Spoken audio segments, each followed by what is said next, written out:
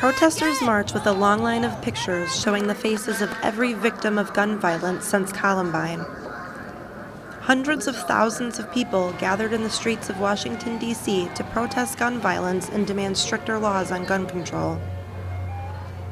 Generations of families marched all day, sporting signs, chanting, and demanding change from politicians and action from voters. No more! Never again! As a father, it means that hopefully the next generation will start making a difference in electing people who will actually represent the people who they're supposed to instead of the NRA. The time is now.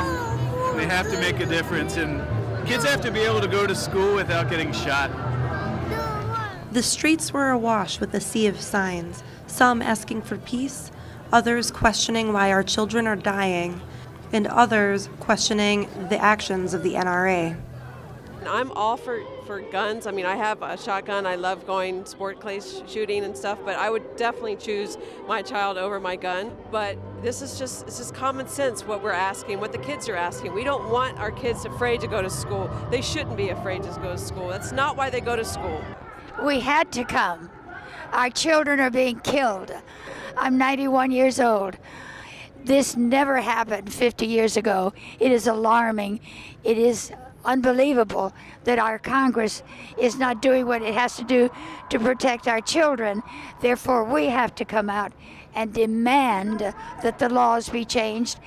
I want to show the government and our elected officials that it's not just young people who are fighting for change, it's people of all ages.